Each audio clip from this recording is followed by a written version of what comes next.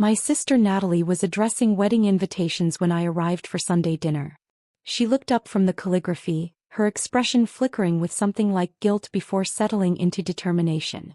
"About your invitation," she said, not quite meeting my eyes. "We're doing singles without plus ones. Budget constraints." I glanced at the invitation she'd just finished addressing. "Mr. and Mrs. David Chen and guest. David gets a plus one? David's engaged. That's different. What about? You're getting a single invitation, Maya. It's already decided." She returned to her calligraphy with pointed finality. My mother appeared from the kitchen, clearly having orchestrated this conversation's timing. "It makes sense, sweetheart. Plus ones are expensive and you're not seeing anyone seriously." "I'm not seeing anyone at all," I corrected. "By choice." "Exactly," Natalie said, an edge creeping into her voice. "So who would you even bring?"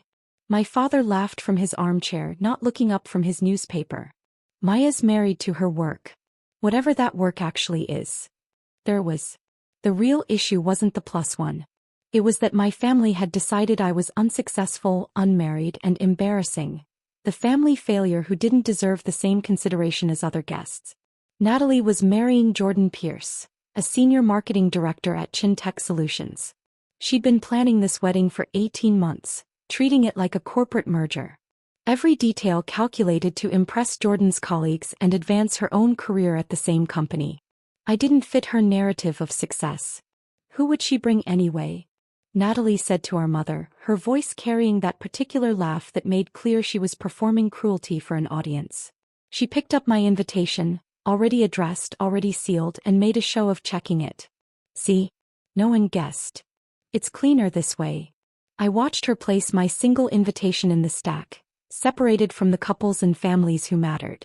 What my family didn't know, what I'd never told them, was that I'd spent the past 3 years serving on corporate boards. At 32, I was one of the youngest board directors in the tech industry, specifically recruited for my expertise in AI ethics and technology governance. My work, that they dismissed, included advisory positions at 4 Fortune 500 companies, including Chen Solutions, where Natalie and Jordan both worked. I joined Chen Tech's board 8 months ago, brought in during their major restructuring to help navigate regulatory challenges and ethical frameworks for their AI development.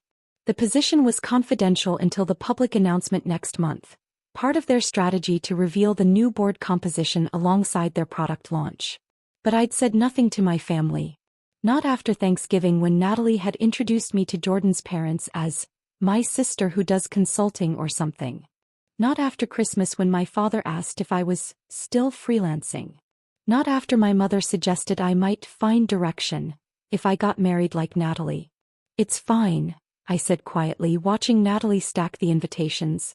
"I understand. I knew you'd be reasonable," my mother said, relieved.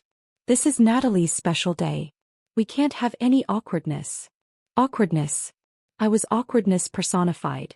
Single, vaguely employed, taking up space at my successful sister's wedding. Build-up. The wedding was held at the Grandview Hotel, an upscale venue where Jordan's company regularly hosted corporate events. 200 guests. An elaborate ceremony. A reception designed to double as networking for Natalie and Jordan's careers. I arrived alone, wearing a navy dress I'd bought specifically to be unremarkable. My invitation had seated me at table 14, tucked in the corner with distant relatives and Jordan's work acquaintances who hadn't made the important tables. The ceremony was beautiful. Natalie glowed in her designer gown. Jordan looked genuinely happy. My parents sat in the front row, beaming with pride at their successful daughter marrying well and positioning herself for career advancement. The reception began with the usual choreography. Grand entrance. First dance. Dinner service. I made polite conversation at table 14 with people I'd never met and would never see again. Then came the toast. Best man first, telling sanitized stories about Jordan's college days. Maid of honor next. Natalie's college roommate performing emotion while emphasizing their shared success and ambition. My father stood next, his speech carefully prepared. He talked about Natalie's drive, her excellent decisions, her ability to build the perfect life. "Natalie has always known what she wanted," he said. "She chose her path carefully, made smart choices, and today we celebrate her success." He didn't mention me. Neither did my mother in her shorter remarks. Jordan's boss, CEO Richard Chen, approached the microphone next. He was 62, distinguished, with silver hair and the commanding presence of someone who'd built a tech empire from nothing. I'm honored to be here celebrating Jordan and Natalie, he began. Both are valuable members of the Chen tech family. Natalie, in particular, has been lobbying for a promotion to senior account director. He paused, smiling. We'll discuss that next week. Natalie's face lit up. This was what she'd been working toward. Public acknowledgement from the CEO at her wedding, witnessed by colleagues and family. But tonight, Richard continued, I also want to acknowledge another special guest. Someone whose guidance has been invaluable to Chen Tech's recent success. He scanned the room, his eyes searching. When they found me at table 14 in the corner, his face transformed with genuine warmth. There she is. Dr. Maya Sutton, would you please join me? The room went silent. Revelation. Every head turned toward table 14. My family looked confused. Natalie's smile had frozen on her face. Jordan looked between his boss and me, utterly baffled. I stood slowly, feeling 200 pairs of eyes tracking me as I walked from the forgotten corner table toward the front. My heart pounded, but my steps were steady. Richard Chen met me halfway, extending his hand with obvious respect. Dr. Sutton. Thank you for being here tonight. He turned to address the room, still holding my hand. Ladies and gentlemen, I want you to know about the remarkable person who's been quietly transforming our company. Dr. Maya Sutton joined Chen Tech's board of directors 8 months ago, and her impact has been extraordinary. My mother's champagne glass slipped from her fingers. My father had gone completely pale. Natalie looked like she might be sick. Dr. Sutton is one of the foremost experts in AI ethics and technology governance, Richard continued. When we needed someone to navigate the complex regulatory landscape and establish ethical frameworks for our AI development, she was our first choice. At 32, she serves on 4 Fortune 500 boards, including ours. He smiled at me warmly. Her work on our responsible AI initiative has positioned Chen Tech as an industry leader in ethical technology. The frameworks she developed are being adopted across the sector. Natalie's face had drained of all color. Jordan was staring at me like I'd materialized from another dimension. I was planning to announce our new board composition next month, Richard said. But since we're celebrating tonight and since Dr. Sutton is family to our employees Jordan and Natalie, I wanted to acknowledge her contribution publicly. He raised his glass. To Dr. Maya Sutton, whose expertise and integrity are helping us build technology that serves humanity responsibly. The room erupted in applause. People at the important tables stood. My table of forgotten guests clapped loudest, sensing the reversal they'd just witnessed. Richard leaned close as the applause continued. Jordan mentioned you were his wife's sister, but he had no idea about your board position. I thought it was time people knew. Thank you, Richard. He squeezed my hand once more before returning to his seat at the head table, where Natalie and Jordan sat in frozen shock. I walked back toward table 14, but several people intercepted me. Other Chen Tech executives. A venture capitalist I'd worked with previously. Jordan's parents, suddenly very interested in talking to me. I didn't look at my family's table. Didn't need to. I could feel their stares like physical weight. The DJ tried to resume the planned schedule, but the energy had shifted. People whispered, pointing at me, reassessing everything they'd observed earlier. My phone buzzed. Natalie, why didn't you tell me? My mother, Maya, we need to talk immediately. My father, you're on Chen Tech's board? I silenced the notifications.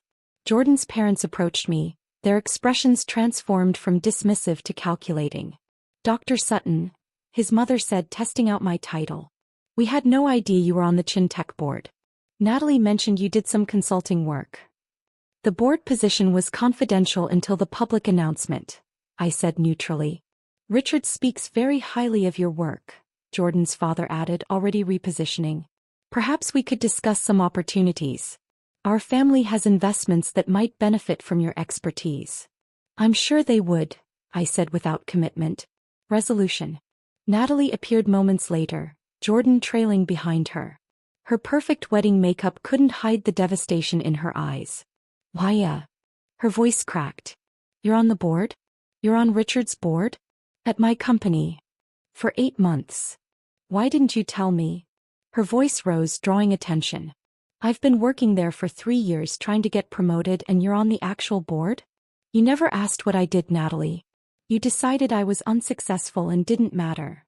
Jordan found his voice. Dr. Sutton, Maya. I had no idea. Richard mentions you in executive meetings all the time. Dr. Sutton recommends, dear. Sutton's framework suggests. I never connected that you were his wife's unmarried sister who does consulting or something? I supplied. He had the grace to look ashamed. My parents pushed through the crowd gathering around us. Maya's sweetheart, my mother began, her voice desperate. We didn't understand. You never explained your work clearly. I tried.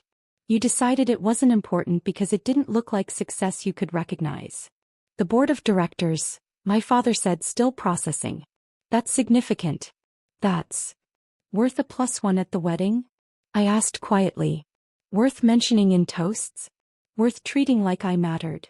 Natalie's tears were flowing freely now, ruining her makeup. I'm so sorry. If I'd known you were on the board, I never would have cut your +1. You could have brought anyone. You should have been valued as your sister regardless of my title? I finished. That's the problem. You treated me like a failure because I didn't perform success in ways you recognized. My respect wasn't worth a +1 until you learned I had power over your career. Richard Chen appeared at my elbow. Dr. Sutton, some board colleagues just arrived for the reception. They'd like to say hello. It was a rescue politely offered. I took it. Enjoy your evening, I told Natalie. Congratulations on your marriage.